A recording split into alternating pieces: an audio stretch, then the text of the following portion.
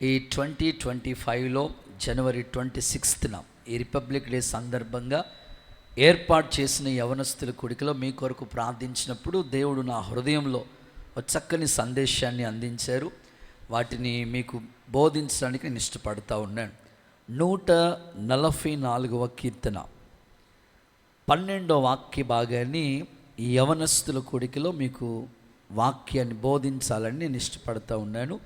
నేను చదువుతాను, మీరు శ్రద్ధగా దేవుని వాక్యాలు ఆలకించాలని కోరుకుంటున్నాను. 144వ కీర్తన 12వ వచనం. మా కుమారులు తమ యవ్వన కాలమందు ఎదిగిన మొక్కల వలె ఉన్నారు, మా కుమార్తెలు నగరానికి చెక్కబడిన మూల కంబముల వలె ఉన్నారు. దేవుడు ఈ వాక్యంలోంచి శ్రేష్టమైన మాటలు మనకి బోధించునుగాక. సరే, అందరూ ఆమేనండి. ఓకే, ఈ వాక్యము అనేక సందర్భాల్లో మనం చదివాం, విన్నాం. ఇందులో ఒక 5 వర్తమానాలు నాకు కనిపించాయి. దేవుని వాక్యం చదవాలి కానీ అందులో అనేకమైన మాటలు దేవుడు మనకి తెలియజేస్తూ ఉంటాడు. యవ్వన కాలమందు ఎలా ఉండాలో చాలా ప్రాముఖ్యమైన విషయం ఈ వాక్యం మనకి స్పష్టంగా చెప్తా ఉంది. ఆ 5 వర్తమానాల్లో 2 మాత్రమే ఈ పూట నేను మీకు చెప్పాలనుకుంటున్నాను. ఒకటి కుమారులు, రెండవది కుమార్తెలు. మీరు మీ డైరీలో ఇటు పక్కన కుమారులను రాసుకోండి, ఇటు పక్కన కుమార్తెలు. జతపరచుము అని ఉంటుంది కదా, అలా ఎలా ఉండాలో, కుమారులు ఎలా ఉండాలో, కుమార్తెలు ఎలా ఉండాలో వారిని గురించి ఒక కొత్త మాటలు దేవుని వాక్యపు వెలుగులో మీతో పంచుకోవడానికి ఒక అన్నయ్యగా, ఒక దైవజనుడిగా మీ క్షేమాన్ని కోరి నేను ఈ మాటలు చెప్తున్నాను కనుక తప్పకుండా మీరు నోట్ చేసుకుంటే ఎప్పటికీ ఇవి మీ భవిష్యత్తు జీవితానికి దీవెనకరంగా ఉంటాయి. కీర్తనాకారుడైన దావీదు అంటారు, యవ్వన కాలమందు మా కుమారులైతే ఎలా ఉన్నారంటే ఎదిగిన మొక్కలా ఉన్నారు, కుమార్తెలైతే నగరానికి చెక్కబడిన మూల స్తంభాల వలె ఉన్నారు అన్నాడు. జస్ట్ ఈ 2 మాటల గురించి ఇంట్రడక్షన్ చెప్పి సబ్జెక్టులోకి వెళతాను. కొడుకుల గురించి వాక్యం ఏమంటుందంటే ఎదిగిన మొక్కలా ఉన్నారంట. ఓకే, ఎదిగిన మొక్కలుగా ఉన్న ఒకసారి మగపిల్లలందరూ ఒకసారి హల్లెలూయా చెప్పండి. ఏది అసలు ఎదగలేదు మీరు? ఎదిగిన మొక్క ఎలా ఉంటుంది అలా గట్టిగా ఒకసారి ఎదిగిన మొక్కలందరూ ఒకసారి హల్లెలూయా చెప్పండి. ఓకే, మరి గర్ల్స్ అయితే నగరానికి చెక్కబడిన మూల స్తంభాల్లో ఉన్నారు. ఒకసారి మూల స్తంభాల్లో ఉన్న అక్కోళ్ళందరూ ఒకసారి హల్లెలూయా చెప్పండి. ఓకే, మంచిది. ఎదిగిన మొక్కలుగా ఉండవలసిన పిల్లలు ఈ రోజున ముదిరిపోయిన మొక్కలా తయారవుతున్నారు. ప్లాంట్ అంటాం కదా, ఎదిగితేనే చెట్టు నీడనిస్తుంది, ఎదిగితేనే ఫలం ఇస్తుంది, ఎదిగితేనే ఫలభరితంగా ఉంటుంది. నగరానికి చెక్కబడిన మూల స్తంభాలంటే కొన్ని స్తంభాలు ఒరిగిపోతున్నాయి, స్ట్రైట్గా నిలబడట్లేదు, తగిన సమయం వచ్చే వరకు వాళ్ళు వెయిట్ చేయట్లేదు. ఈరోజు ఈ వాక్యపు వెలుగులో ఒక 5 సందర్భాలు ఉన్నాయి, కానీ అందులో 2 మాటలు, ఇటు కుమారులు ఇటు కుమార్తెలు అని మీరు డైరీలో నోట్ చేసుకుంటే ప్రభు చిత్తమైతే ఎప్పుడైనా ఎదిగిన మొక్క గురించి కానీ, నగరానికి చెక్కబడిన అనుభవాలు కానీ, యవ్వన కాలం కానీ వీటిని గురించి తర్వాత ఎప్పుడైనా మనం ధ్యానం చేద్దాం. ప్రత్యేకించి ఈ యూత్ మీటింగ్లో కుమారుల గురించి కుమార్తెల గురించి మాట్లాడాలని ఆత్మ ప్రేరేపణతో ఈ సందేశాన్ని మీకు అందిస్తూ ఉన్నాను. రైట్, ఫస్ట్ వన్ ఇటు కుమారుల గురించి మాట్లాడతాను. ఇక్కడ చదువుకున్న వాక్యం ఏముంటుందంటే కుమారుల గురించి రాశారు. ప్రియులారా, కుమారుల గురించి దేవుని వాక్యంలో మనం చదివితే కుమారులు దేవుడు అనుగ్రహించే స్వాస్థ్యము అన్నారు. అంటే ఆస్తికి ఎప్పుడు వాల్యూ ఉంటుంది, వాల్యూ తగ్గదు. మీరు ఎంత విలువైన వాళ్ళు అంటే మీ ఆస్తి ఎంత విలువైందో అంతకంటే మీరు అంత విలువైన వాళ్ళు. భూమికి ఎప్పుడు కూడా రేటు పెరుగుతూనే ఉంటుంది. స్వాస్థ్యము, ఆస్తి అన్నారు. మగపిల్లలు ఎప్పుడు కూడా వాల్యుబుల్గానే మీ లైఫ్ని చక్కని మార్గంలో నడిపించుకోవడానికి ఇష్టపడాలి. ఇంకొక మాట వాక్యంలో ఏమని రాసి పెట్టారంటే ఆ లేఖన సత్యాన్ని మనం చదువుకుంటూ వెళితే కుమారులు స్వతంత్రులై ఉన్నారని దేవుని వాక్యంలో కూడా మనం చూస్తాం. దేవుడు మీకు ఒక మంచి భవిష్యత్తు మీ కొరకు కేటాయించబోతున్నాడు. తప్పకుండా యేసు నామములో ఇక్కడున్న కుమారులందరినీ ఆశీర్వదించబడిన స్థితిలో ఉంచునుగాక. ప్రియులారా, బైబిల్ గ్రంథంలో మనం చూస్తే యాకోబుకి 12 మంది కుమారులు ఉన్నారు. ఎంతమంది కొడుకులు చెప్పండి? 12 మంది కొడుకులు ఉన్నారు. వాళ్ళు 12 మంది కొడుకుల గురించి మనం ఆలోచిస్తూ ఉంటుంటే ఒకడేమో కట్టెల పొంగల కాటేస్తూ ఉంటాడు. సో ఒకడేమో ఎప్పుడు ఫైటింగ్లో ఉంటాడు. వాడు ఇలాగ ఒక్కొక్కడి క్యారెక్టర్ ఒక్కొక్కలా ఉంది. అస్సలు ఏమి బాగాలేదు. ఒక యోసేపు, బెన్యామీన్ తప్ప మిగిలిన వాళ్ళు అంత ఆశీర్వాదకరంగా మనకు కనిపించరు. నేను న్యాయాధిపతుల పుస్తకం చదువుతూ ఉంటుంటే ఒక ఆయనకి 30 మంది కొడుకులు, దేవుడికి స్తోత్రం చెప్పండి, 30 మంది కూతుర్లు ఉన్నారంట. చదువుతూ ఉన్నాను, స్టడీ 2 రోజుల నుంచి ఈ వాక్యం ధ్యానిస్తూ ఉంటుంటే 30 మంది కొడుకులు ఉన్నారంట ఆయనకి. యోబుకి 7 ఉన్నారు, ఆయనకి 30 మంది కొడుకులు ఉన్నారంటే 30 మంది కూతుర్లు ఉన్నారంట. మరి సరిపోలేదేమో, మరి మనకు తెలియదు. ఎట్లా పెంచగలిగాడో మరి తెలియదు. ఆయన పేరు చదివితే ఇబ్బాను అనే ఒక న్యాయాధిపతికి 30 మంది కొడుకులు ఉన్నారు. సరే, కొడుకంటే ఉపయోగకరమా? నిజమే, ఉపయోగకరమే. సో మరి కొడుకులు ఎలా ఉండాలి అనే ప్రశ్న మీరు నోట్ చేసుకుంటే ఇందులో ఒక 3 పాయింట్స్, కూతుర్లు ఎలా ఉండాలి, కుమార్తెలు ఎలా ఉండాలి, ఇందులో 3 పాయింట్స్ ఇటు అటు కలిపి చెప్తాను. ఎందుకంటే ఒకసారి ఇలా చెప్పేశాను అనుకోండి, వీళ్ళ అమ్మయ్య మా పని అయిపోయిందని ఇటు నుంచి అటు జారిపోతారు. వీళ్ళు అయిపోయిన అనుకోండి, మాకు అయిపోయింది ఇంకా అనుకో. అట్లా కాదు, ఇటు అటు కంపేర్ చేస్తా మాట్లాడతాను. కుమారులు ఎలా ఉండాలి? ఓకే, ప్రశ్న నోట్ చేసుకోండి. మొదటి మాట, దినవృత్తాంతాల మొదటి పుస్తకం 11వ అధ్యాయం 24వ వాక్యంలో ఒక కుమారుడికి మనకు కనిపిస్తున్నాడు. ఆయన పేరు బెనయా. సో ఆయన గురించి మనం చదువుతాం. యెహోయాదా కుమారుడైన బెనయా ఇట్టి పనులు చేసినందున ఆ ముగ్గురులో పరాక్రమశాలిలో ఘనత పొందినవాడాయను. చప్పట్లు కొడుతూ యేసయ్యకు ఒకసారి బిగ్గరగా మహిమ చెల్లిద్దామా? సో యెహోయాదా కుమారుడైన బెనయా. సో మొదటి మాట, ఘనత పొందిన కుమారుడైన బెనయా. ఒకసారి చెప్పండి, బాయ్స్ అందరు చెప్పండి, ఘనత పొందిన కుమారుడైన బెనయా. ఈరోజు మీ ఆత్మీయ జీవితంలో తప్పకుండా కుమారులు ఎలా ఉండాలంటే ఘనత పొందిన బెనయాలా ఉండాలి. బెనయా 30 మందిలోనే, ముగ్గురులోనే ఘనత పొందిన వాడిగా ఆయన పరాక్రమ కార్యాలు చేసిన సందర్భాలు చాలాసార్లు మనం ధ్యానించాం. కనుక పెద్దగా ఎక్స్ప్లెనేషన్ అయితే చేయను. కానీ మీ అందరి లైఫ్ ఎలా ఉండాలని దేవుడు ఆశపడుతున్నాడంటే ఖచ్చితంగా ఘనత పొందిన కుమారులాగే ఉండాలి. కానీ ఘనహీనత కలిగిన వారిగా తల దించుకునే స్థితిగా మన జీవితాలు ఎప్పటికీ అన్నిటికీ ఉండకూడదు. బెనయా ఏం చేశాడో అవి మనం చేయగలిగితే ఖచ్చితంగా ఈ ఘనత వస్తుందని చాలాసార్లు మీరు వింటూ వచ్చారు. ఖచ్చితంగా మోయాబీల్ని చంపాడు, సింహాన్ని చంపాడు. ఖచ్చితంగా మన జీవితంలో కూడా ఇలాంటి మోయాబుకు సంబంధించిన ప్రతి పాపాన్ని విడిచిపెట్టగలిగితే ఈ ఘనత మనకు కూడా దేవుడు అనుగ్రహిస్తాడు. ఇక్కడున్న బాయ్స్ అందరినీ ఈ యవ్వన కాలంలో బెనయా లాంటి కొడుకుల్ని ఈ షమ్మా మినిస్ట్రీస్కి అప్పగించునుగాక. కొంచెం గట్టిగా ఆమేనండి. సో బైబిల్ గ్రంథం ఇంకా చదువుకుంటూ వెళితే యెషయాకి కుమారులు ఉన్నారు. ఆ పిల్లలు ఎలా ఉన్నారు తెలుసా? కొండ మీద సూచనలుగాను నిజంగా మహత్కార్యాలుగాను ఒక ఎగ్జాంపుల్గా కనబడుతున్నారంట. కొన్నిసార్లు చూడండి, రేయ్ కొడుకంటే వాడురా, కుమారుడంటే వాడు అలా ఉండాలి అని మన వీధిలో మన గురించి మాట్లాడుకుంటూ ఉంటారు.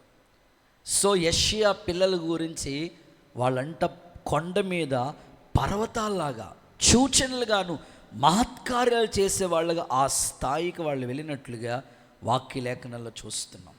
ఇందులోనే మైనస్గా చెప్పాలంటే సమూయేలు కుమారులు ఉన్నారు, సమూయేలుకి కొడుకులు ఉన్నారు. వాళ్ళు ఎలా ఉన్నారు తెలుసండి?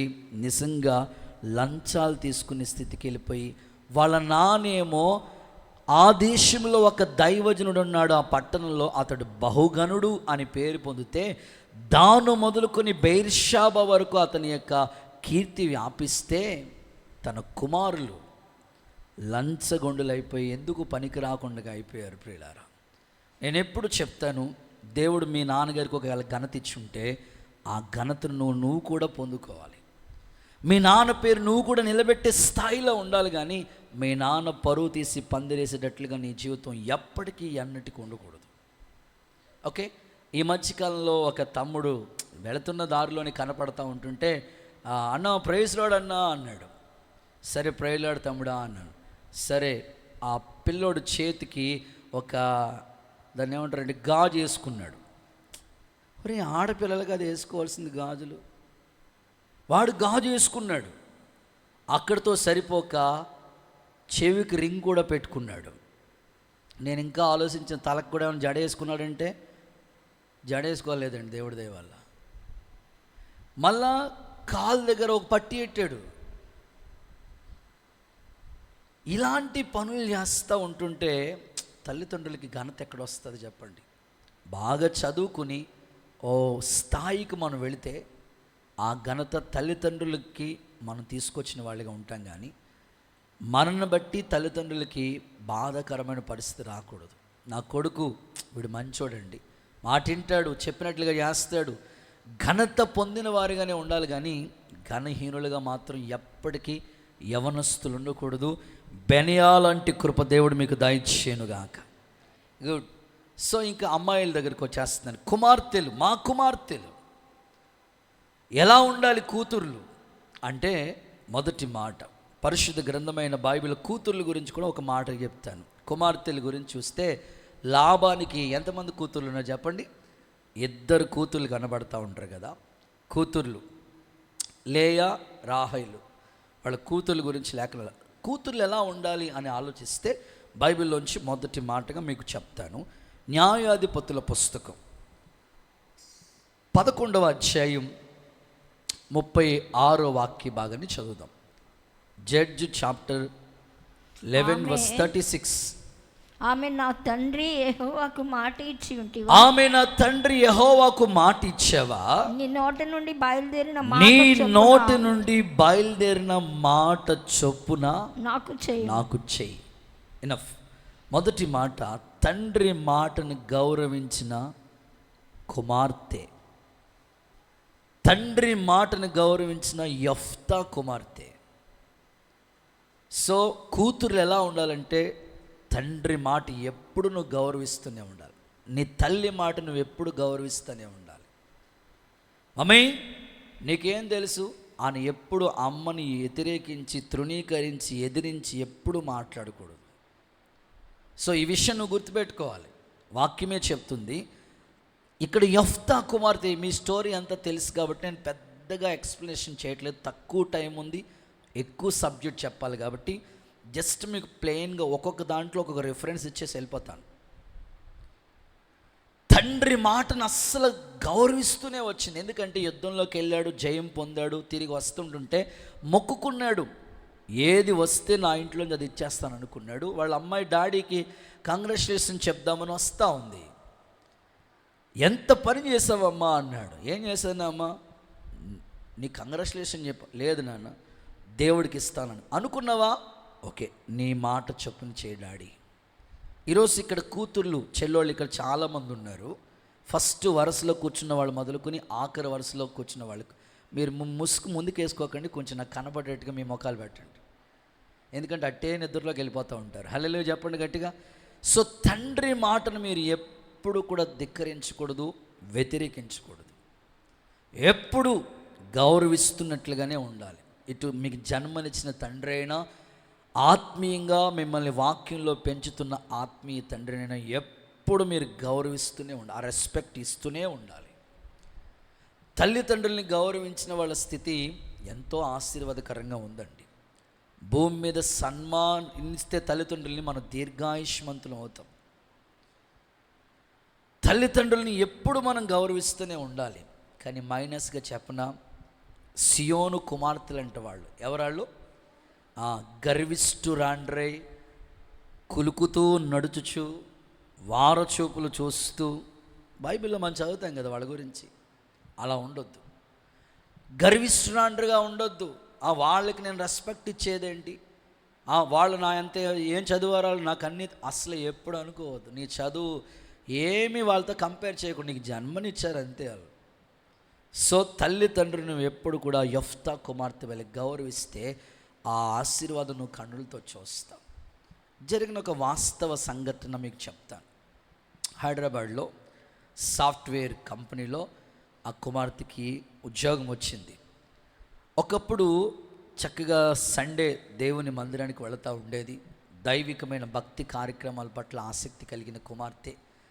సండే వస్తే చాలు సండే స్కూల్లో నుంచి దేవుణ్ణి నమ్ముకున్న కుమార్తె. యవనస్తుల మధ్యలో చక్కగా పాటలు పాడే కుమార్తె, పరిచర్య చేసే కుమార్తె. అంత బాగా చదువుకుంది. ఆమె చదువుకు తగినట్లుగా బీటెక్ చదువుకుంది. సాఫ్ట్వేర్ కంపెనీలో జాబ్ వచ్చింది. జాబ్ చేస్తూ ఉంది. ఒక చక్కగా వాళ్ళు రూమ్ తీసుకుని అద్దెకుంటూ చక్కగా ఆ యొక్క వెళ్తా డ్యూటీ చేసుకుంటూ ఉంది ఆ కుమార్తె.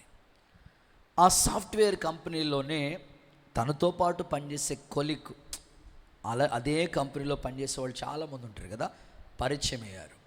ఆయన అన్యుడు, ఈమె క్రిస్టియన్. సండే స్కూల్ తెలుసు, వినాలి. యవనస్తుల పరిచర్య తెలుసు, సేవకుల దగ్గర పరిచర్య తెలుసు, అన్నీ తెలుసు.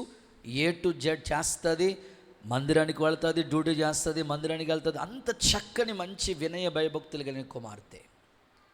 కానీ పరిచయం, తనతో పాటు కంపెనీలో పనిచేసే వాళ్ళతో పరిచయాలు ఏర్పాటును బట్టి ఆ పరిచయం కాస్త ప్రేమగా మారిపోయింది. సో ఈమెకు అన్నీ తెలుసు, అన్యుల్ని మనం పెళ్లి చేసుకోకూడదు. తల్లిదండ్రులకి చెప్పింది, వద్దమ్మా, నీకు మంచి సంబంధం తీసుకొస్తాం, తప్పకుండా నీవు నచ్చినట్లుగానే నీ క్వాలిఫికేషన్స్ తగినట్లుగానే పెళ్లి చేసుకుంది కానీ అన్యులు మాత్రం చేసుకోవద్దు. లేదండి, ఆయన నా కోసం బాప్తీసం కూడా తీసుకుంటానన్నాడు. సరే హల్లెలూయా చెప్పండి. బాప్తీసం ఎవరి కోసమంట? మాట్లాడాలి, మీకోసమే మాట్లాడుతుంది. బాప్తీసం ఎవరి కోసమంట? మారు మనసు నిమిత్తం కాదు, పాప క్షమాపణ నిమిత్తం కాదు. అమ్మాయి కోసం ఇప్పుడు బాప్తీసం తీసుకోవడానికి సిద్ధంగా ఉన్నాడు ఆ మనిషి. తీసుకుంటానన్నాడన్నా, డాడీ తీసుకుంటా, వద్దమ్మా అలా అంటాడు, వద్దమ్మా. తల్లిదండ్రులు ఇంట్లో ఒప్పుకోలేదు. తండ్రి మాట తృణీకరించింది, తల్లి మాట ఎదిరించింది. చేతి నిండా డబ్బులు వస్తున్నాయి కదా, సాఫ్ట్వేర్ కంపెనీలో ఉద్యోగం చేస్తున్నాయి కదా, ఆ డబ్బులు వస్తున్నాయనే సంతోషంతో అమ్మ నాన్నలతో నాకేంటి పని అనుకుని వాళ్ళని ఎదిరించి కాదని వద్దని వెళ్ళి గుళ్ళో పెళ్లి చేసుకుంది. హిందూ టెంపుల్లో ఒక పెళ్లి చేసుకుంది. ఫ్రెండ్స్ ఉంటారు కదా, ఏమంటారులే తల్లిదండ్రులు, ఏముందిలే ఈరోజు కాకపోతే 6 నెలల తర్వాత వాళ్ళే మారుతారు, వాళ్ళే వస్తారులే అని రకరకాల మాటలు విని చేసేసుకుంది. 6 నెలలు బాగానే ఉందండి. సో 7వ నెలలోకి వచ్చినప్పటికీ టార్చర్ స్టార్ట్ అయింది. ఎంత టార్చర్ అంటే పరిస్థితి ఎంతవరకు శృతి మించిపోయిందనంటే, ఇదిగో నువ్వు నీ ఇష్టమైన దేవుణ్ణి నమ్ముకున్నావు కదా, ఇప్పుడు నా కోసం నిజంగా నా మీద నీకు ప్రేమ ఉంటే నాకు ఇష్టమైన దేవుడి దగ్గరికి నువ్వు రావాలి. అది కాదండి, నేను నువ్వు బాప్తిసం పొంది ఉంటే నన్ను ఎందుకు చేసుకుంటావు అన్నాడు. ఆయన కూర్చున్నాడు. దేవుడికి స్తోత్రం చెప్పండి గట్టిగా. నువ్వు బాప్తిసం పొందుంటే నన్ను ఎందుకు చేసుకోవాలి? అలా కాదు, కుదరదు, రావాలి, బొట్టు పెట్టాలి. ఆ బాధ భరించలేక ఇద్దరి మధ్యలో డిస్కషన్ ఎక్కువైపోయి గొడవల దాకా వెళ్ళిపోయి చివరికి విడాకుల దాకా వచ్చేసిన పరిస్థితి.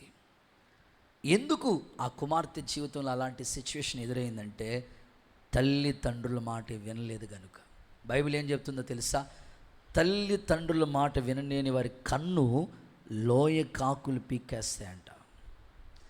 తల్లిదండ్రుల మాట వినకపోతే వారి దీపం కారు చీకట్లో ఆరిపోతుందట. అందుకని నీ లైఫ్లో కుమార్తెగా నువ్వు నిర్ణయించుకోవాల్సింది ఏంటంటే, తల్లి తండ్రి తర్వాత నీకు ఎవరైనా వాళ్ళ మాట యెఫ్తా కుమార్తెలాగా నువ్వు గౌరవిస్తే అనేకులకి ఆశీర్వాదకరంగా దేవుడు నిన్ను మారుస్తాడు. యేసు నామములో అలాంటి కృప మీ అందరికి అనుగ్రహించునుగాక. ఒకసారి చప్పట్లు కొడుతూ యేసయ్యకి మహిమ చెల్లిస్తారా? గుడ్. ఇందులో కుమారుల గురించి మాట్లాడుతాను. ఒకటి మీకు చెప్పాను, ఘనత పొందిన కుమారుడైన బెనయ. కుమార్తెల గురించి తండ్రి మాట గౌరవించిన కుమార్తె అయిన యెఫ్తా కుమార్తె. గుడ్. సో ఇందులోకి వస్తున్నాను, బాయ్స్ కుమారులు ఎలా ఉండాలి. రెండో మాట, అపోస్తుల కార్యాల గ్రంథం 13వ అధ్యాయం 22వ వాక్య భాగం. అపోస్తుల కార్యాల గ్రంథం 13వ అధ్యాయం 22వ వాక్య భాగం చదవండి. అపోస్తుల కార్యాల గ్రంథం 13:22. దావీదు వారికి తర్వాత అతన్ని తొలగించి దావీదును వారికి రాజుగా ఏర్పరిచాను. మరియు ఆయన, నేను యెషయా కుమారుడైన దావీదును కనుగొన్నాను. యెషయా కుమారుడైన దావీదుని నేను కనుగొన్నాను. అతడు నా ఇష్టానుసారుడు, నా ఉద్దేశాలన్నీ నెరవేర్చువాడు. చాలు. సో అని నేను అతని గురించి సాక్ష్యం ఇస్తున్నాను. రెండవది, దేవునికి ఇష్టానుసారుడైన కుమారుడు దావీదు. ఇప్పుడు నేను కుమారుల గురించి కుమార్తెల గురించి మాట్లాడుతూ ఉన్నాను. దేవుని వాక్యం స్పష్టంగా మనకు చెప్తా ఉంది, ఇదిగో మా కుమారులు ఎదిగిన మొక్కలా ఉన్నారు. అలాంటి లైఫ్ మనకి కావాలంటే కుమారులు ఎలా ఉండాలి? వాక్యమే స్పష్టంగా చెప్తుంది, దేవునికి ఇష్టడైన కుమారుడు దావీదు. ఈరోజు నేను మిమ్మల్ని అన్నయ్యలను అడుగుతూ ఉన్నాను. ఒకసారి బాయ్స్ అందరూ ఒకసారి హల్లెలూయా అని చెప్పండి. నా ముఖం చూసి గట్టిగా చెప్పాలి, హల్లెలూయా. సో మీరు గుర్తుపెట్టుకోండి, మీరు తప్పకుండా దేవునికి ఇష్టలుగానే బ్రతకాలి. కానీ మీ ఇష్టం నెరవేరిస్తే లైఫ్లో చాలా ఫెయిల్యూర్స్ ఎదురవుతాయి మీకు. దేవుని చిత్తం నెరవేర్చే, దేవుని హృదయంలో ఉన్నదానిని మీరు నెరవేర్చే దావీదులాగా మీరు తయారైతే గొల్యాతు లాంటి వాళ్ళని పడగొట్టొచ్చు. యేసు నామములో మీకు విజయాన్ని దేవుడు కలుగు చేయనుగాక. దావీదు వలె దేవునికి ఇష్టలైన కుమారులుగా యేసు నామములో ఇక్కడున్న బాయ్స్ అందరినీ యేసు నామములో నా దేవుడు మార్చునుగాక. చాలామంది దేవునికి ఇష్టంగా కాదు కానీ వాళ్ళ ఇష్టమే నెరవేర్చుకుంటున్న బాయ్స్ కనబడుతూ ఉన్నారు ప్రతి దాంట్లో. ఈ రోజుల్లో నాకు చాలా బాధ కలిగించేది విషయాలు ఏంటంటే, చదువు ఉంది, చదువుకునే విషయాల్లో తప్పకుండా ఒక గైడెన్స్ ఇచ్చే మాస్టర్ మనకు ఉండాలి. చక్కగా వాళ్ళకి ఆల్రెడీ ఎక్స్పీరియన్స్ ఉంటుంది కాబట్టి ఏది చదివితే ఈజీగా జాబ్ వస్తుందో వాళ్ళకి తెలుసు కాబట్టి వాళ్ళకి సలహాలు ఇస్తూ ఉంటారు. ఇప్పుడు ఒక ఆటో ఉందంటే దాన్ని డ్రైవ్ చేసే డ్రైవర్ ఉండాలి, ఒక స్కూటీ ఉందంటే డ్రైవ్ చేసే డ్రైవర్ ఉండాలి, ఒక కారు ఉందంటే డ్రైవర్ ఉండాలి, ఫ్లైట్ ఉంటే డ్రైవర్ ఉంటాడు, బస్సు ఉంటే డ్రైవర్ ఉంటాడు, స్కూల్ ఉంటే ఆపరేట్ చేసే ఆ మాస్టర్ ఉంటాడు. సో మనకు కూడా గైడెన్స్ ఇచ్చేవాళ్ళు లేకపోతే రూట్ మారిపోతూ ఉంటుంది. అందుకే దేవుని ఇష్టాన్ని ఖచ్చితంగా మనం నెరవేరుస్తూ ఉండాలి. మీ లైఫ్లో చదువైనా, ఉద్యోగమైనా, వివాహమైనా ప్రతిదీ మీ ఇష్టం కాదు. దేవుని ఇష్టాన్ని నెరవేర్చే దావీదులా నీ జీవితం ఉంటే, గొర్రెల కాపరిగా ఉన్న వ్యక్తిని దేవుడికి ఇష్టమైనడు కాబట్టి తీసుకెళ్ళి సింహాసనం మీద కూర్చోబెట్టాడు దేవుడు. మీరు ఆయన ఇష్టాన్ని నెరవేరిస్తే ఖచ్చితంగా మీ లైఫ్ అద్భుతంగా ఉంటుంది. 40 రోజుల నుంచి సవాల్ చేస్తున్నాడు గొల్యాత్. ఇశ్రాయేల్లో దమ్మున్న మగోడు రెండంటే ఒక్కడు ముందుకు రావట్లేదు. దావీదు వెళ్ళాడు, గొల్యాతుని పడగొట్టాడు, జయాన్ని పొంది విజయ పతాకం ఎగరవేసిన సందర్భాలు బైబిల్ గ్రంథంలో చూస్తాం. నిజంగానే నేను కోరుకున్నవాడు ఇతడే. 8 కొడుకులుంటే అందులో దావీదుని దేవుడు సెలెక్ట్ చేసుకోవటం అంటే ఎంత ఆశ్చర్యం అండి. అతడు సుందరుడు, చక్కగా చమత్కారంగా సితారా వాయించేవాడు. ఎన్నో మంచి లక్షణాలు ఉన్నాయి దావీదులో. ఈరోజు ఇక్కడ కూర్చున్న యవనస్తులైన అన్నయ్యోళ్ళందరికీ నేను చెప్పే మాట, దేవుని ఇష్టాన్ని నెరవేర్చే దావీదులాగా మీ జీవితాలు ఉంటే తప్పకుండా మీరు ఎదిగిన మొక్క లాంటి ఒక బ్లెస్సింగ్స్, ఆశీర్వాదాన్ని మీరు పొందుకుంటారు. యేసు నామములో కృప కుమ్మరించబడునుగాక. కోరహు కుమారులు చూడండి, నా ప్రాణము దుప్పి నీటి వాగుల కొరకు ఆశపడినట్లు నీ కోసం ఆశపడుతుంది. అందుకే వాళ్ళ తల్లిదండ్రులు కోరహు బ్యాచి ఎలాగైపోయారు, భూమి నెరవిడిచి పాతాళంలోకి వెళ్ళిపోయిన వీళ్ళు మాత్రం బతికున్నారంటే దేవుడి మీద వాళ్ళకున్న అమోఘమైన ప్రేమ, దైవ కార్యాల పట్ల వాళ్ళకి ఆసక్తి. నీ ఇంటిని గురించి ఆసక్తి నన్ను భక్షిస్తుంది అంటాడు దావీదు. నీ మందిరంలోనే చిరకాలం నివసించాలనుకుంటాడు దావీదు. ఈ రోజుల్లో యవనస్తుల్లో దేవుని మందిరాన్ని ప్రేమించే యవనస్తులు ఎవరున్నారండి? మేము పాటలు పాడేయడానికి యవనస్తులు ఎవరైనా ఉన్నారేమో, కనీసం వాళ్ళని ఎంకరేజ్ చేసి పాటలు ఇద్దామంటే పాటలు పాడే యవనస్తులు కనపట్లేదు. దావీదు సితారా వాయించి 150 కీర్తనలు రాశాడు ఆయన. యవనస్తులందరూ దేవునికి ఇష్టలుగా మారుదురుగాక. ఇందులో మైనస్గా చెప్తాను, ఏలీ కొడుకులు వాళ్ళు దేవునికి ఇష్టంగా దేవుని మందిరంలోనే ఉన్నారు, కానీ దేవునికి ఇష్టంగా లేరు. మరలా చెప్తున్నా, మిక్కిలి దుర్మార్గంగా ప్రవర్తించారు వాళ్ళు. ఈరోజు యవన తమ్ముళ్ళకి ఒక అన్నయ్యగా నేను సలహా చెప్తున్నాను, మీరు ఎప్పుడు కూడా దుర్మార్గంగా ప్రవర్తించే స్థితి మీకు రాకూడదు. అది విజయవాడ హాస్టల్లో చదువుకుంటున్నాడు ఆ పిల్లోడు. హాస్టల్లో చదువుకునే వాళ్ళకి చాలా వినయ భయభక్తులతో చదువుకోవాలి. ఎందుకంటే మీ తల్లిదండ్రులు డబ్బులు పంపించాలి మీకోసం. మీ హాస్టల్ బిల్లు కట్టాలి, మీ మెస్ బిల్లు కట్టాలి, మీకు మెయింటెనెన్స్, పుస్తకాలు, ఎడ్యుకేషన్ అంతా చూసుకోవాలి వాళ్ళు. మరి అంత మీ మీద పెట్టుబడి పెడుతున్న తల్లిదండ్రులకి గుండెల మీద తన్నేసి వెళ్ళిపోయేటట్లుగా మీరు ఉండకూడదు. విజయవాడ హాస్టల్లో చదువుకున్నాడు ఆ పిల్లోడు. హాస్టల్లో చదువుకునేవాళ్ళు చక్కగా చదువుకొని ఏదో ఒకటి సాధించి తిరిగి రావాలి. కానీ ఆ పిల్లోడు అలా కాదు. పేరే హాస్టల్ చదువు, కానీ ఉండేదంతా కూడా రకరకాలుగా లోకంలో తిరుగుతూ ఉంటాడు. కరెక్ట్గా సాయంకాలం మెస్ టైంకి వచ్చేస్తుంటాడు.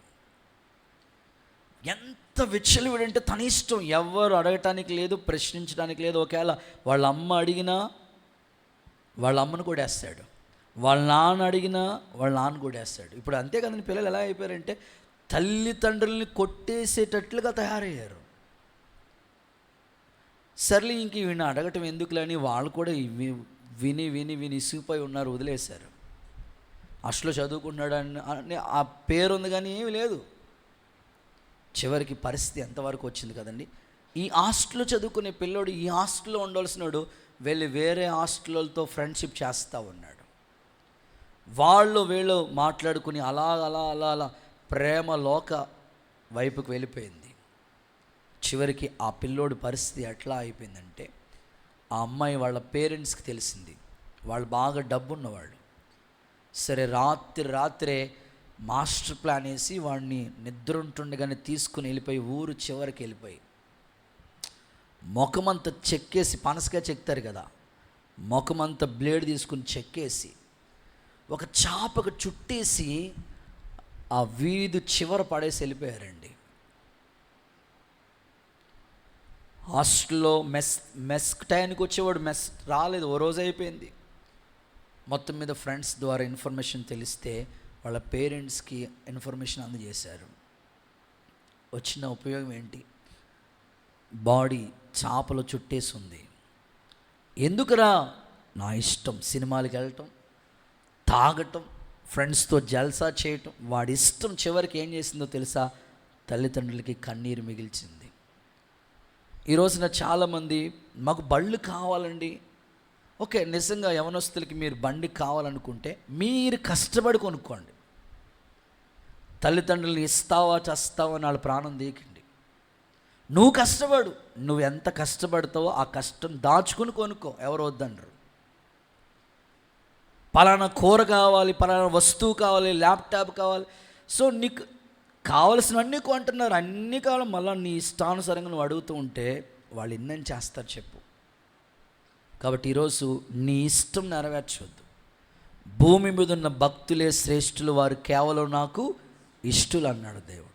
దావీదులాగా చక్కని భక్తి చేసి దేవునికి ఇష్టులైన కొడుకుల్లాగా ప్రవర్తించండి. ప్రభు మిమ్మల్ని ఆశీర్వదించునుగాక. ఏలీ కుమారులాగా పొరపాటును కూడా మీరు జీవించకుండా దైవ భక్తి మీ మీద నిలిచి ఉండే కృప దేవుడు అనుగ్రహించునుగాక. కుడి చేతుల పైకి ఒకసారి అందరూ ఆమేన్ అని చెప్పండి. సో రెండవది, ఇందులో కూతుర్లు కుమార్తెలు ఎలా ఉండాలి? యెహోషువ పుస్తకం 15వ అధ్యాయం 18వ వాక్య భాగం. యెహోషువ పుస్తకం 15వ అధ్యాయం 18వ వాక్య భాగం. మరియు ఆమె తన పెనిమిటి ఇంటికి వచ్చినప్పుడు ఓకే, తన తండ్రిని ఒక పొలం అడుగుమని అతన్ని ప్రేరేపించాడు. ఆమె గాడిదను దిగగా కాలేబు ఆమెను చూచి నీకేమి కావాలని ఆమె నీకు ఏమి కావాలని అడిగాను. అందుకు ఆమె నాకు దీవెన దయచేయి. చాలు. రెండవది, దీవెన పొందిన కాలేబు కుమార్తె. ఎవరామె చెప్తారా పేరు? అక్సా. దీవెన పొందింది ఆమె. దీవెన పొందింది. ఆమె అడుగుతుంది, నా తండ్రి ఒకే కూతురు, నీకేం కావాలి? దీవెన దయచేయి. ఈరోజు ఇక్కడ నిజంగా కూతురు అంటే కాలేబు గారు కూతురండి. ఒకసారి గట్టిగా చప్పలు కొడతారు కూతుర్లు అందరూ కూడా. మీరు అసలు కూతుర్లే లేనట్టున్నారు, కూర గరిట్లా ఉన్నారు మీరు. కొట్టి గట్టిగా. కూతురంటేనే కాలేబు గారు కూతురండి. బైబిల్లోనూ కాలేబు గారు కూతురే. మా చర్చ్లో కూడా కాలేబు గారు కూతురు ఒక అమ్మాయి ఉంది. మా సండే స్కూల్ పాప అమ్మాయి. ఆయన సండే స్కూల్ చెప్తా ఉండేవాడు.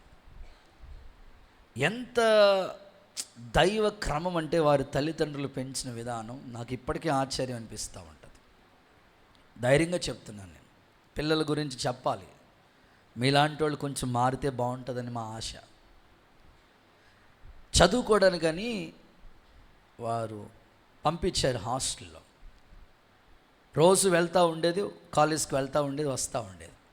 ఇప్పుడు ఇన్నాళ్ళ కాదు కదా, ఇప్పుడు ఎడ్యుకేషన్ అంతా మారిపోయింది. ఇప్పుడు ఎడ్యుకేషన్ ప్రతిదీ ప్రాజెక్ట్ వర్క్ కంపల్సరీ ఫోన్ వాడాలి. వాళ్ళు చెప్పిందంతా కూడా డౌన్లోడ్ చేసుకుని చేసుకోవాల్సిన వర్క్ అంతా ఉంది. ఇప్పుడు ఫోన్తోనే ల్యాప్టాప్తోనే పని ఉందంతా. ఇంటర్నెట్ వచ్చిన తర్వాత అందరూ నెట్లో బుక్ అయిపోయారు.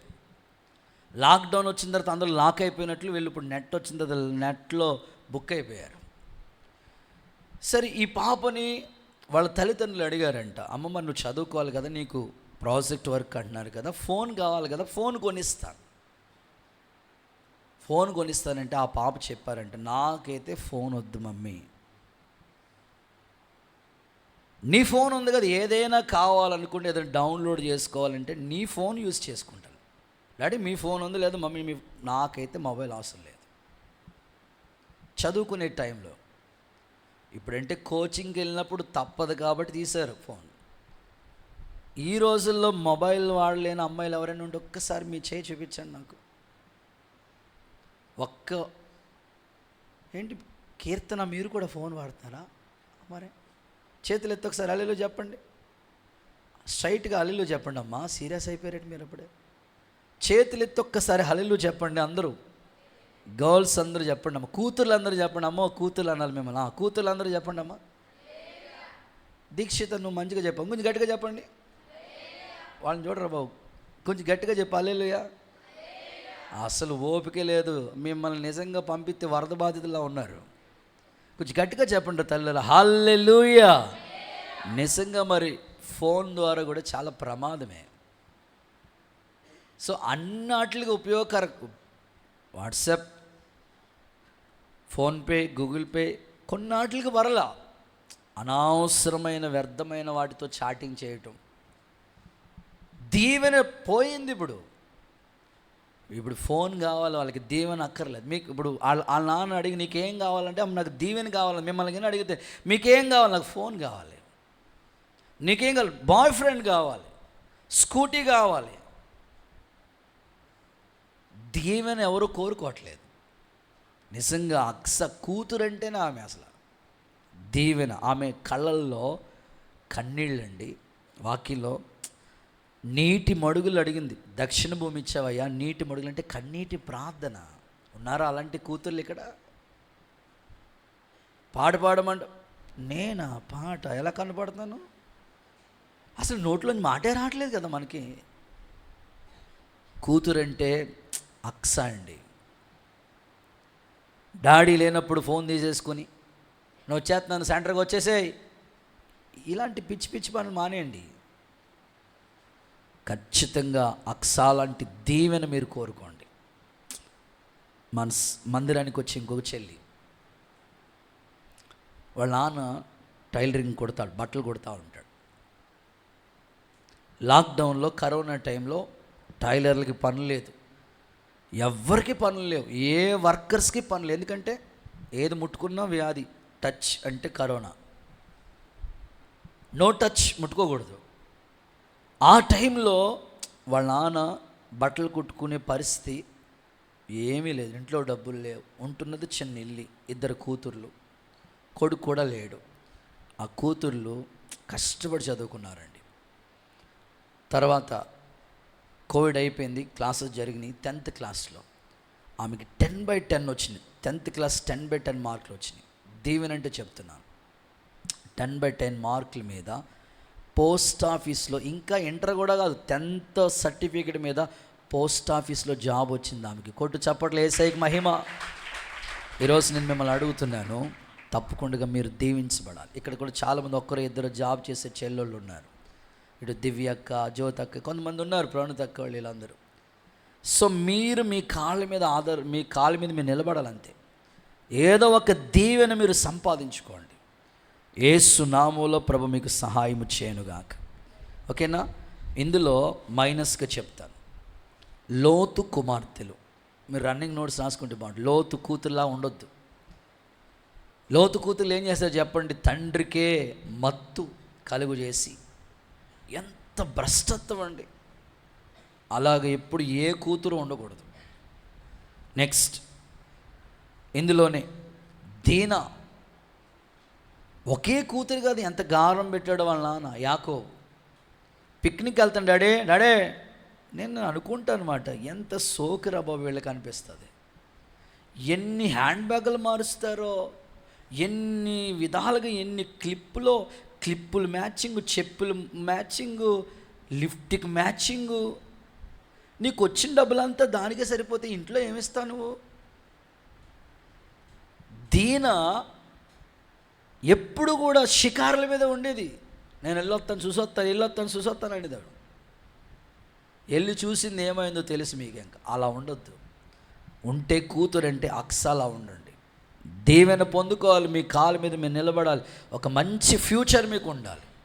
యేసు నామములో దేవుడు మీకు అలాంటి కృప అనుగ్రహించునుగాక. గుడ్. 3వ మాటలకు వచ్చేస్తున్నాను బాయ్స్.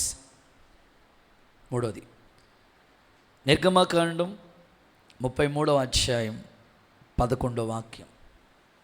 నిర్గమకాండం 33వ అధ్యాయం 11వ వాక్యం. మనుష్యుడు తన స్నేహితునితో మాట్లాడునట్లు యెహోవా మోషేతో ముఖాముఖిగా మాట్లాడుచుండెను. తర్వాత 33:11 చదువునన్నా. తర్వాత అతడు పాలెంలోనికి తిరిగి వచ్చుచుండెను. అతని పరిచారకుడు నూను కుమారుడు, కొడుకుల గురించి మాట్లాడుతున్నాను. నూను కుమారుడైన యెహోషువ, యవనస్తుడు, ఎవరైనా గుడారంలో నుంచి వెలుపలికి రాలేదు. అబ్బా, ఎంత మంచి సాక్ష్యం అండి.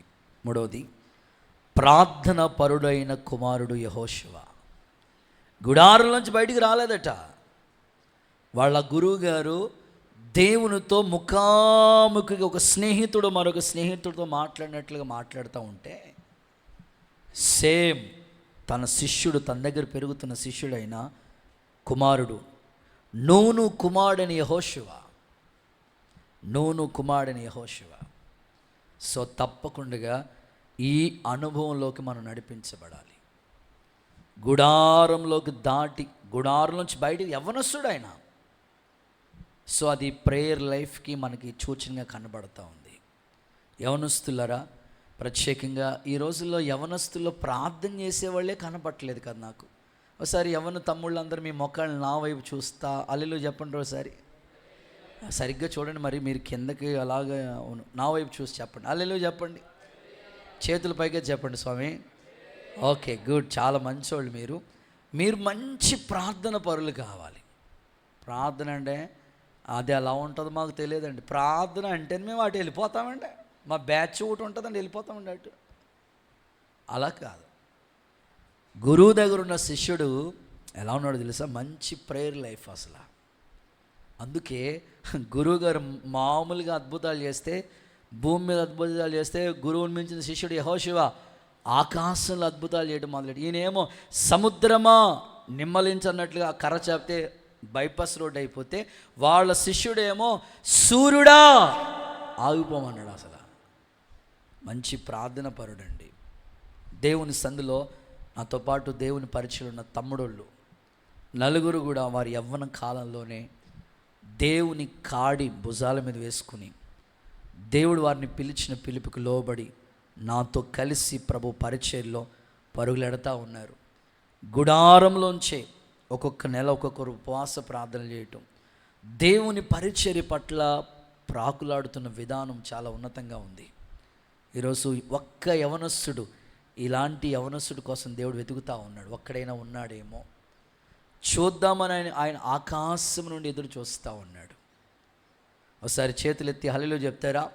రియల్గా జరిగిన ఒక చిన్న సంఘటన మీకు చెప్తాను. యవనస్తులకి ఒక తమ్ముడు ప్రతిసారి డ్యూటీకి వెళ్తాడు, మధ్యలో 1 to 2 లంచ్ టైం 1 నుంచి 2 వరకు ఆ సమయంలో డ్యూటీ చేసుకుని దగ్గరలోనే ప్రార్థన మందిరానికి వచ్చి ఒక 10 నిమిషాల్లో భోజనం చేసేసి కమ్మగా అలా నిద్రపోకుండా మోకాళ్ళు వేసి బలిపీఠం దగ్గరికి వచ్చి ప్రార్థన చేస్తూ ఉంటాడు. అది యవనస్తుడు.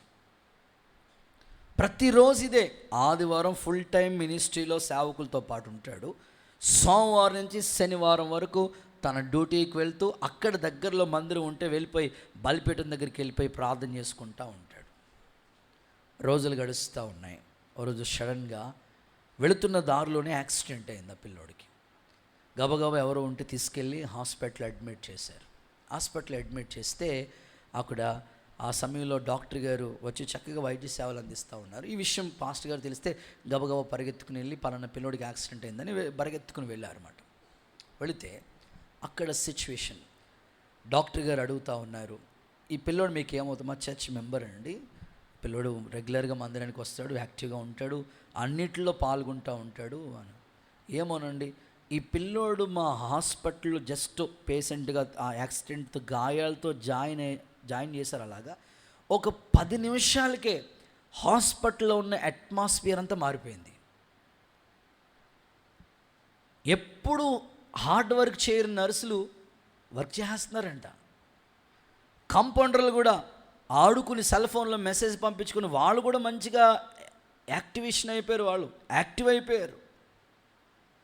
అంత ఎవరు పనిలో వాళ్ళు, ఆపరేషన్ థియేటర్లో వాళ్ళు, ఎవరు థియేటర్లో వాళ్ళు పని చేసుకుంటూనే ఫాస్ట్గా కంప్లీట్గా వర్క్ చేస్తున్నారు. ఆ పాస్టర్ గారితో ఆ డాక్టర్ గారు ఇచ్చిన సాక్ష్యం ఏంటంటే, ఈ పిల్లోడు హాస్పిటల్లో జాయిన్ అయిన ఓ 10 నిమిషాలకి మా హాస్పిటల్ స్టాఫ్ అందరూ సెట్ అయిపోయారండి బాబు. ఇంతకీ ఈ పిల్లోడు ఏం చేస్తూ ఉంటాడండి? ఈ పిల్లోడండి బలిపీఠం దగ్గరికి వచ్చి ప్రార్థన చేస్తూ ఉంటాడు. సో ప్రార్థన, అతను యాక్సిడెంట్ అయి గాయాలతో అక్కడ అడుగు పెట్టినా అక్కడ పరిస్థితులన్నీ మార్చేశాడు. చప్పట్లో కొడుతూ ఒకసారి యేసయ్యకి మహిమ చెల్లిద్దాము. ఈరోజు నేను అంటున్నాను, ఇక్కడ దేవుని సందులో మంచి ప్రార్థన పరులను దేవుడు కావాలని కోరుకుంటున్నాడు. మొన్న 3 రోజుల సెలవుల్లో ఇక్కడ మాతో కలిసి చాలామంది, ఇటు మోజెస్, కొంతమంది పిల్లలు, చక్కగా శామ్యుయల్, అందరూ కలిసి మాతో కలిసి మోకాళ్ళు వేసి ప్రార్థన చేస్తూ వచ్చారు. సో ఆ ఆశీర్వాదం మీరు చూస్తారు ఖచ్చితంగా. యెహోషువ లాంటి మంచి ప్రార్థన పరులు, మంచి పరిచారకులు కావాలి. ఎక్కడ యెహోషువ గురించి పరిచయం చేసినా మోషే పరిచారకుడని యెహోషువ అన్నాడు. అందుకే గొప్ప లీడర్ అయ్యాడు ఆయన.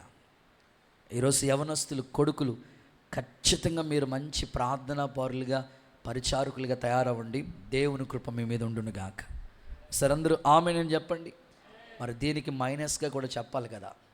మైనస్గా అబ్షాలోం 2 సంవత్సరాలు ఉన్నాడండి రాజు సంస్థానంలో.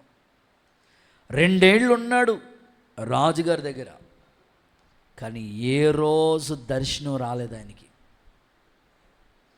2 సంవత్సరాల నుంచి ఉన్నాడు కానీ దైవ దర్శనం లేదు అబ్షాలోంకి. ఇంకెంత దారుణమైన కొడుకో తెలుసండి అబ్షాలోము. తండ్రి దగ్గర ఉన్న వాళ్ళందరినీ తన వైపు తిప్పుకునే బ్యాచ్ వీడు. తండ్రి రాజ్యాన్ని తన వైపుకు తిప్పుకునేవాడు. అబ్షాలోంలో చాలా మైనస్లు కనబడుతుంటాయి, తిరుగుబాటు. సో మీరు ఎప్పుడు అలా ఉండకూడదు. మీ లైఫ్లో తిరుగుబాటే మిమ్మల్ని చెడగొట్టేది. ఎదురు తిరిగే మనస్సే మిమ్మల్ని కిందకి తీసుకెళ్ళిపోయేది. సాతానుగాడు ఎదురు తిరిగాడు కనుకనే కిందకి పడ్డాడు అంతే. నీలో ఎప్పుడు ఎదురు తిరిగే స్వభావం రాకూడదు. అది సైతానుగాడి స్వభావం. అబ్షాలోంలో అదే కనబడుతుండే, తిరుగుబాటు. సో అన్ని మైనస్లే కనబడుతుంటాయి. నువ్వు అబ్షాలోము లాంటి కొడుకులా ఉండదు, కానీ యెహోషువ లాంటి కొడుకులా ఉండు, దేవుడు నీకు సహాయం చేయునుగాక. ఇస్సాకు లాంటి కొడుకులా ఉండు. విత్తనం వేస్తే 100 పంట వచ్చేసింది కదా. పొలంలోకి వెళ్ళి ధ్యానిస్తూ ఉండేవాడు మనోడు, ఖాళీగా ఉండేవాడు కాదు. సో అలాంటి ప్రార్థన పరులను దేవుడు వెతుకుతున్నాడు. దేవుడు షమ్మాలో అనుగ్రహించునుగాక. ఒకసారి అందరూ ఆమేనని చెప్పండి. గుడ్. గర్ల్స్, కూతుర్లు. 3 ఎస్తేరు గ్రంథం 2వ అధ్యాయం 17వ వచనం. ఎస్తేరు 2:17. ఎంతసేపా? స్త్రీలందరికంటే రాజు ఎస్తేరును ప్రేమించెను, కన్యకలందరికంటే వలన దయాదాక్షిణ్యములు పొందెను. చాలండి. ఆమె కిరీటం ఆమె మీద ఉంచి రాణిగా నియమించెను. ఇనఫ్. 3వది రాణి అయిన ఎస్తేరు కదా, రాణి అయిన కుమార్తె. ఏమంటే రాజ్యానికి ఒక అనాథ రాణి అయిందంటే అసలు ఎంత గ్రేట్. ఇక్కడ మన మధ్యలో చెల్లి కళ్యాణ్ అక్క ఉంది. సో వాస్తవంగా చెప్పుకోవాలంటే చాలా కష్టపడి చదివింది ఆ చెల్లి. చాలా వాళ్ళ ఇంట్లో పరిస్థితులను బట్టి దేవుడి దయ వల్ల గురుకుల పాఠశాలలో జాబ్ వచ్చింది ఆ చెల్లికి. రాణి అయ్యి ఆ స్థానంలోకి మనం రావాలండి. దేవుడు ఏదో ఒకటి సాధించాలి మనం. అంతేగాని ఎప్పుడు అంట్లు తోముకుంటాను అంటారండి, బట్టలు ఉతుక్కుంటానా, అంట్లు తోముతాను, బట్టలు ఉతుకుతానా, ఇంతేనా నువ్వు? ఖచ్చితంగా నీ స్థానం మారాలి. ఒక అనాథ రాజ్యాన్ని ఏలే స్థాయికి వెళ్ళిపోయిందంటే ఆమె క్యారెక్టర్ ఎంత గొప్పదో ఒకసారి చూడండి. అసలు ప్రభు యవ్వన చెల్లెళ్ళకి అందరికీ రోషం రావాలని నేను చెప్తున్నాను. మీ తల్లిదండ్రులు ఎంత కష్టపడి మీకోసం ప్రయాసపడుతున్నారో వాళ్ళ పరువు నిలబెట్టండి, ప్రయోజకులు అవ్వండి. యేసు నామములో మీ మీద కృప కనికరం విడుదలవునుగాక. హేరోదీయ కుమార్తె ఒక అమ్మాయి ఉంది. రాజుగారు భర్తలు అయితే డ్యాన్స్ బేబీ డ్యాన్స్, ఆవిడకి ఎప్పుడు డ్యాన్స్ బేబీ డ్యాన్సే కావాలి. మేము కిమ్స్ పిల్లలు చాలామంది వస్తుంటారు ఇక్కడికి మా ప్రార్థన మందిరానికి.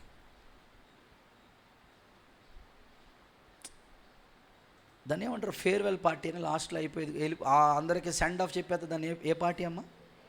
కరెక్టేనా? ఫేర్వెల్ పార్టీకి. ఫేర్వెల్ పార్టీ మాకు జరిగి, మేము కాలేజ్ చదువుకున్నాము, హై స్కూల్ చదువుకున్నాము, మేము ఆ స్థాయి నుంచే వచ్చింది. మా ఫేర్వెల్ పార్టీలు అలా లేవు. మా ఫేర్వెల్ పార్టీ ఏంటంటే సార్లను గౌరవించడం, స్టూడెంట్స్ హ్యాపీగా ఉండడం, అంతే. ఇప్పుడు ఫేర్వెల్ పార్టీలు డీజే, అమ్మాయి అబ్బాయి పట్టుకుని అలాగా డ్యాన్స్ చేసుకోవటం. ఇప్పుడు అసలు ఈ యూత్ మీటింగ్కి డ్యాన్స్ ప్రోగ్రామ్ ఉంటే అసలు ఇది ఎక్కడ సరిపోద్దాం? అసలు ఇది ఫుల్ ప్యాక్ బోర్డు పెట్టాలి, హౌస్ఫుల్ అని బోర్డు పెట్టాలి.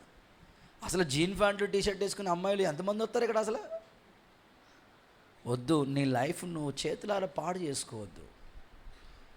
నాట్యమాడి ఆ స్థాయి మనకు వద్దు, ఆ లైఫ్ మనకు వద్దు. అసలు ప్రభు మిమ్మల్ని దర్శించునుగాక.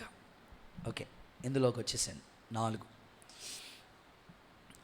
ప్రవచించిన కుమారులు. రోషన్ రావాలి మీకు అసలు ఈరోజు. యోవేలు గ్రంథం 2:28 నోట్ చేసుకొని చదవద్దు. ప్రవచించిన కుమారులు. దేవుడు మన సంఘంలో యవనస్తుల మీద ప్రవచన ఆత్మ కుమ్మరించునుగాక. ఒకసారి చేతులెత్తి యవన తమ్ముడులందరూ చెప్పండి ఆమేనండి. సో తప్పకుండా ప్రవచించే అభిషేకాన్ని దేవుడు మీకు అనుగ్రహించునుగాక. ఖచ్చితంగా యవ్వన కాలంలో ఒక ప్రాఫిట్.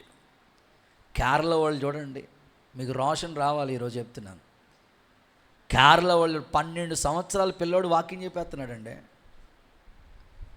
మీకు ఇంకా ఏం అసలే అది కారణం ఆ టెస్టా, ఆయన రాసుకుంటాడులే. నేను రాసుకుంటాను బాబా, నేను రాసుకుంటాను, నా కోసం కాదు, నీ కోసమే పెట్టింది ఇది.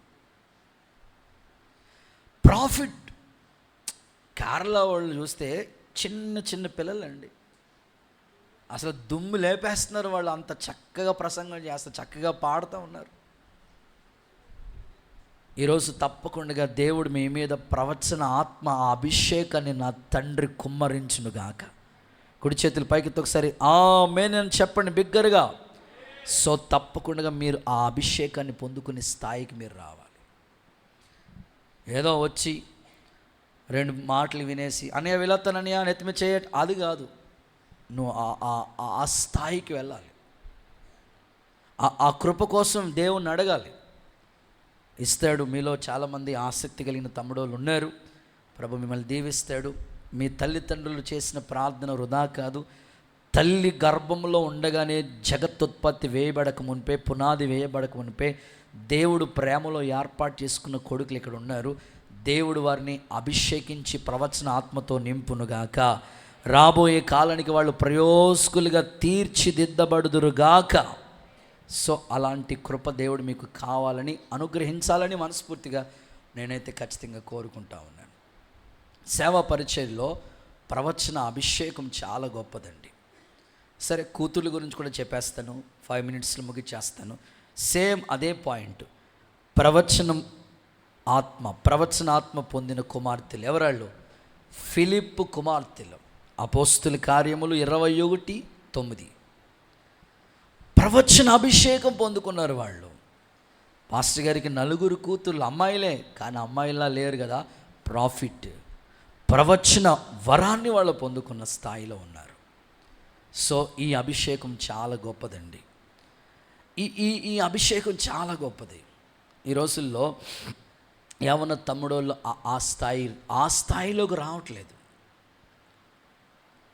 ప్రవచన ఆ వరాన్ని దగ్గరికి ఇంకా రాలేదు. ఎప్పుడు పరిచర్యే, ఎప్పుడు మా అన్నయ్య వాళ్ళకి ఎప్పుడు ఏంటంటే ఒక బండి ఇచ్చేసి బయట తిరిగి రండి అంటే ఎంత దూరమైనా తిరిగి వచ్చేస్తుంటారు కదా. గ్రౌండ్లో ఉండి కొంచెంసేపు ప్రార్థన చేయమంటే టైం ఎంత అయింది, ఎప్పుడు వదిలేస్తాడు అన్నయ్య, 6 అయిపోయింది, వెళ్ళిపోతాం, ఫోన్లో వచ్చేది, నడిచేయి అటే బండి తీసారా, అంతే. దొరకట్లేదు అసలు. మేము చూస్తున్నాం కదా, బ్రాంచీల్లో చూస్తున్నాం, మగపిల్లలు దొరకట్లేదు అసలు. ఇప్పుడు ఎవరు పెద్ద ఆయన చెప్తున్నారు, డేవిడ్ గారు అనుకుంటా, డేవిడ్ నాన్నగారు చెప్తున్నారు, జాన్ వెస్లీ మగపిల్లలు లేరంటే ఇప్పుడు అసలు పెళ్లి సంబంధాలు దొరకట్లేదంట అన్న. ఆడోళ్ళు సైన్యం ఎక్కువ అంట అన్నయ్య, మగవాళ్ళు ఎవరు లేరంట అన్నయ్య. ఏదో సందర్భం పెళ్లి కార్డుల గురించి మాట్లాడుతూ ఉంటుంటే ఆయన చెప్తా ఉన్నాడు, అసలు మగవాళ్ళు లేరంటండి బాబా అన్నాడు ఆయన. అలా ఉంది ఇప్పుడు మనోడి పరిస్థితి. ఇప్పుడు ఈ మగపిల్లలు ఎలాంటి కోరికలు ఉన్నాయంటే, పెళ్లి సంబంధాల కోసం ప్రయత్నం ఇది పోయిన, ఈ ప్రవచన వరాలు అన్నీ పోయినాయి. ఇప్పుడు అంతా పెళ్లి దర్శనం వచ్చేసింది. ఇప్పుడు అందరూ ఒకసారి హల్లెలూయా చెప్పండి. హల్లెలూయా చెప్పండి అమ్మా. మగపిల్లలు అందరూ కలిసి, ఆడవాళ్ళందరూ కలిసి గట్టిగా హల్లెలూయా చెప్పండి. మొన్న ఒక తమ్ముడు చెప్తాను, అన్నయ్య నాకు ఒక దర్శనం వచ్చేసింది అన్నయ్య అన్నాడు. ఓరు బాబు, దర్శనం వచ్చిందంటే కృపక దగ్గర పంపిద్దాం అనుకున్నాను నేను. అనే దర్శనం వచ్చేది, చెప్పరా బాబు, నేను అసలు ముందుంటే తర్వాత పంపిద్దాం అక్క దగ్గరికి అని అంటే, అన్నయ్య నాకు ఒక సింహాసనం, మన సింహాసనం మీద కూర్చున్నాను అన్నయ్య, పక్కన ఒక సింహాసనం ఉందన్నయ్య, దండలు చేసుకుంటున్నామని అన్నాడు. ఇంకా అయిపోతారు, కంగారు పడకరా బాబు, అయిపోతలే పెళ్ళి. ఎంత తొందర, తర్వాత ఇంకా అయిపోయింది. ఏమండి, లైఫ్ పెళ్ళితోనే కాదు, ఆ తర్వాత ఉంటుంది. భార్యని పోషించాలి, వచ్చిన పిల్లోడో పాప పడతాడు, ఆడిని స్కూల్లో జాయిన్ అవ్వాలి. పెళ్ళైన అడగండి, వెనకాల కూర్చున్నారు ఇంకో పెద్ద అతిరాధ మహాశైలు అందరూ కూర్చున్నారు, సార్ అడగండి, వాళ్ళు చెప్తారు మీకు. వివాహం చేసుకోవద్దని నేను అంట్లో, దైవ నిర్ణయం, ఎవరి పట్ల ఏది నిర్ణయిస్తా జరుగుతుంది. అయితే తొందరపడొద్దు. అంత తొందర ఎందుకు? మంచి భవిష్యత్తు ఉంటే, నీ కాళ్ళ మీద నువ్వు నిలబడితే నీకే దేవుడు ఒక మంచి అవకాశాన్ని కలుగు చేస్తాడు. తొందరపడద్దు. సో ఈ అమ్మాయిలు కూడా తొందరపడిపోయి పెళ్ళిళ్ళలో ఇదే అక్కడ ప్రవచన అభిషేకం మొత్తం పోయింది.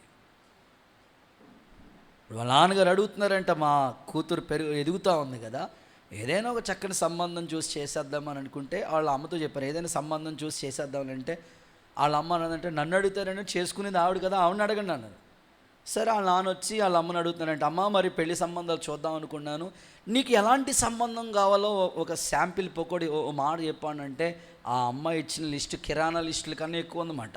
ఆ నుంచి అక్ష వరకు ఉండే లక్షణాలు కలిగిన అబ్బాయి కావాలంటుంది ఆ అమ్మాయి, అసలు తగ్గిదేం లేదు.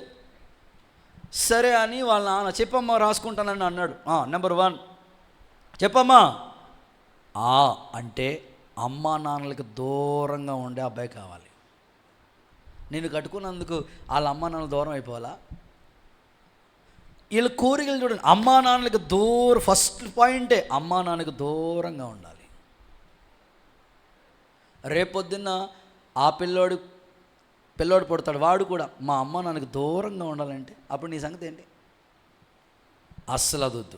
రెండో పాయింట్ చెప్పమ్మా, ఆస్తి ఉన్న అబ్బాయి కావాలి. ఆవిడ కోరిక నేను కూడా నోట్ చేశాను.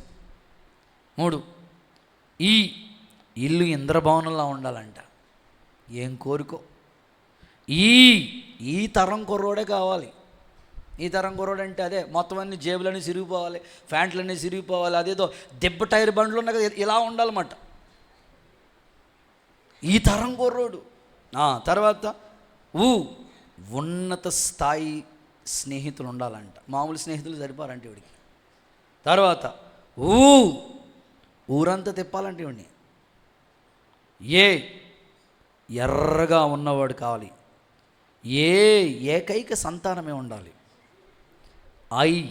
అయిన వాళ్ళందరినీ దూరం పెట్టాలి. ఓర్పుతో భరించాలి. మరి ఏం చేస్తారు? కట్టుకున్నందుకు భరిస్తాడు. ఔషధాలన్నిటికీ దూరంగా ఉండాలి. అంతులేని ప్రేమ నా మీదే కురిపించాలి. ఇలాంటి ప్రపంచంలో కూడా దొరకడమ్మా నీకు అన్నాడంట నాన్న. స్తోత్రం చెప్పండి ఒకసారి, గట్టిగా చెప్పండి హల్లెలూయా అని. సో కాబట్టి ఉదయకాలం సాయంకాల సమయంలో ప్రత్యేకంగా నేను ముగిస్తూ ఉన్నాను. మా కుమారులు ఎదిగిన మొక్కలా ఉందాం. మా కుమార్తెలు నగరానికి చెక్కబడిన మూల స్తంభాలు లాంటి కృపదేవుడు మీకు ఇవ్వాలని ఒక అన్నగా నేను ఆశిస్తున్నాను. అయితే కుమారులు ఎలా ఉండాలో, కుమార్తెలు ఎలా ఉండాలో, వీళ్ళ గురించి 4 విషయాలు, వీళ్ళ గురించి ఒక 4 విషయాలు మీకు చెప్పాను. ఈ మాటలు మీ గుండెల్లో దేవుడు ముద్ర వేయునుగాక. ఆమెన్. అందరూ అలాగే లేచి నిలబడదాం. ఒక్క నిమిషం అందరూ అలాగే లేచి నిలబడి ఒక చిన్న పల్లవి కోరస్ పాడుకుని చక్కగా మనం ప్రార్థన చేసుకోబోతున్నాం. దయచేసి అందరూ కూడా లేచి నిలబడి కొత్త పాట పాడుకుని చేసి చిన్న ప్రార్థన చేసుకోబోతున్నాం. ప్రభు మనకి ఇచ్చిన వర్తమానం కొరకే 2 చేతులు చాపి గట్టిగా చెప్తారు స్తోత్రం స్తోత్రం స్తోత్రం అని చెప్తారు గట్టిగా. హల్లెలూయా హల్లెలూయా. ఇంకొంచెం గట్టిగా స్వరం వినబడాలి. ప్రభువా దైవజనుడు నోట మీరు పలికించిన మాట కొరకు స్తోత్రం అయ్యా. మా కుమారులు యవ్వన కాలంలో ఎదిగిన మొక్కలా ఉండాలయ్యా. కళ్ళు మూసుకోండి, చేతుల పైకెత్తండి, నోరు తెరవండి, ప్రార్థన చేసుకోండి. సమయం అయిపోయింది. ఒక్క నిమిషం ప్రార్థన చేసుకోవాలి మీరు. యేసయ్యా మా కుమార్తెలు తండ్రి మాటని గౌరవించిన యెఫ్తా కుమార్తెలా ఉంటానయ్యా.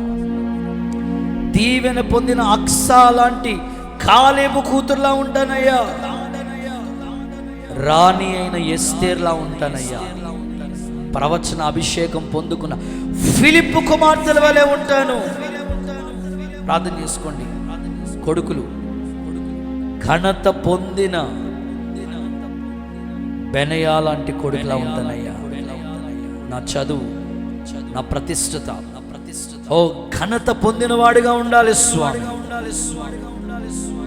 దేవునికి ఇష్టడైన దావీదులా ఉంటాను. చెయ్యి, ప్రార్థన చేయి, చేతులెత్తి బిగ్గరగా ప్రార్థన చెయ్యి. ప్రార్థన పరుడైన యెహోషువలా ఉంటాను. ప్రవచన అభిషేకించబడుతున్న కుమారులా ఉంటానయ్యా. చేయగలవా ప్రార్థన? మా కుమారులు షమ్మాలో ఉన్న కొడుకులు కూతురు ఇలా ఉండాలని ఒక దైవజనుడిగా, ఒక తండ్రిగా నేను ఆశిస్తున్నాను. చేతులెత్తి ప్రార్థన సహాయాన్ని కోరుకో. ప్రభువా ఈ సంవత్సరం 2025 సంవత్సరం నా జీవితాన్ని మలుపు తిప్పండి. హల్లెలూయా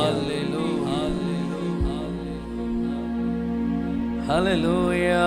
చేతులు పైకెత్తి, తలకు పైకెత్తి, నోరు తెరిచి అడగండి దేవుణ్ణి.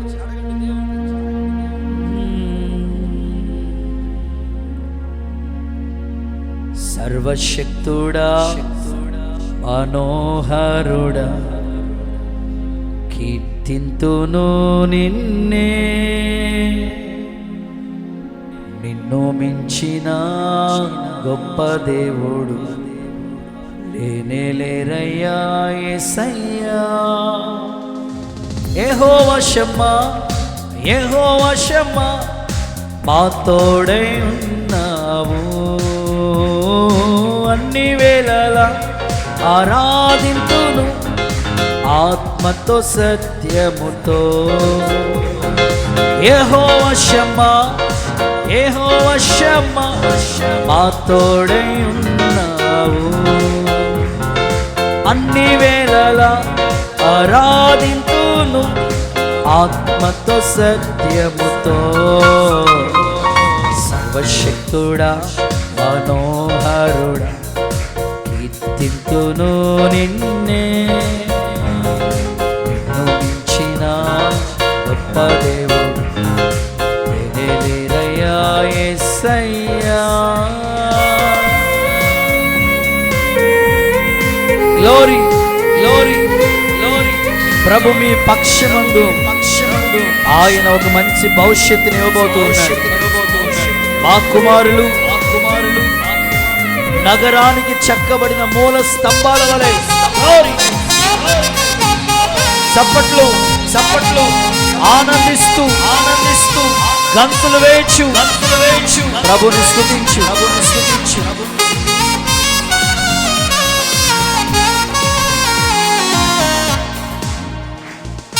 వేదనలో ఆవేదనలో ఓదార్పు లేక విసిగితిరి. నాహితులే నన్ను ద్వేషించగా ఒంటరినై విలపించితిని. వేదనలో ఆవేదనలో ఓదార్పు లేక విసిగితిని. నాహితులే నన్ను ద్వేషించగా ఒంటరినై విలపించితిని. ప్రేమతో చేతులు చాపితివి నీవే ఆదరించితి. ప్రేమతో చేతులు చాపితివి నీవే నీవే నన్ను ప్రేమించి ప్రాణము పెట్టితివి. నీవే నన్ను స్నేహించి నిబంధన చేసితివి. నీవే నన్ను ప్రేమించి ప్రాణము పెట్టితివి. నీవే నన్ను స్నేహించి నిబంధన చేసితివి. నీవే నాకు ఆశ్రయమై నన్ను దీవించితివి. నీవే నాకు ఆధారమై నన్ను నడిపించితివి. నీవే నాకు ఆశ్రయమై నన్ను దీవించి వర్షిప్. నీవే నాకు ఆధారమై నన్ను నడిపించితివి. ఆరాధనకు యోగ్యుడవు ఆత్మరూపుడవు. అనుక్షణము ఆరాధింతును విడువక ప్రేమింతును. యెహోవా షమ్మా యెహోవా షమ్మా మా తోడే. ఆయన అభిషేకం నీ తలమైన అద్భుతమైన కార్యాలు చేయబోతున్నాడు. సర్వశక్తి కలిగిన దేవుడు నగరానికి చెక్కబడిన మూల స్తంభాల వల్ల చేయబోతున్నాడు. ఎదిగిన మొక్క లాంటి దీవెన ఇవ్వబోతున్నాడు. యెహోవా షమ్మా యెహోవా షమ్మా మా తోడే ఉన్నాడు. అన్ని వేళలా ఒక ప్రవచన అభిషేకంతో దేవుడు నింపుతున్నాడు. చప్పట్లు కొడుతుండగానే ఒక బలమైన శక్తితో దేవుడిని నింపుతున్నాడు. అభిషేకించు ప్రభువా. యవనస్తుల మీద అభిషేకము కుమరించండి. యవనస్తుల మీద అభిషేకము కుమరించండి. కట్లు తెంచివేయండి.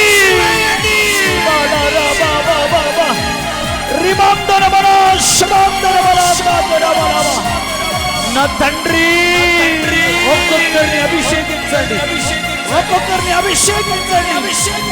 నా దేవా కృప కృప కృప.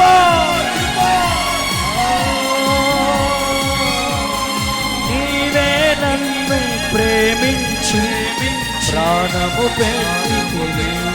నీవే నన్ను నిబంధన చేసితివి. ఆరాధనకు యోగ్యుడవు ఆత్మరూపుడు. ప్రభువా దాటి వెళ్ళొద్దు. ఈ ఆఖరి సమయం ఒక్కరి మీద అగ్ని అభిషేకము కుమ్మరిస్తున్నాయి. వాళ్ళు ప్రవచన అభిషేకాన్ని పొందుకోవాలి, ప్రార్థన ఆత్మను పొందుకోవాలి, దీవెన పొందుకోవాలి. శక్తితో నింపండి నాయన, శక్తితో నింపండి నాయన. ఘనత పొందిన బెలియా లాంటి కృపనివ్వండి. హల్లెలూయా. యేసయ్యా, యేసయ్యా.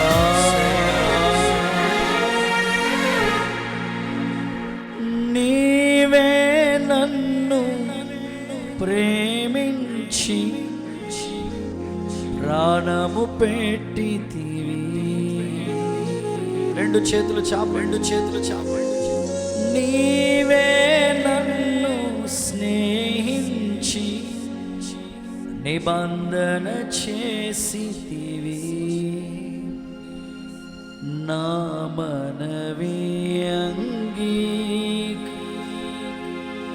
ఆత్మతో నింపితివి. నా మనవి నువ్వు కన్నీళ్లు విడుచుట ఆయన చూసే నీ దుఃఖ దినములు సమాప్తము చేయబోతున్నాడు.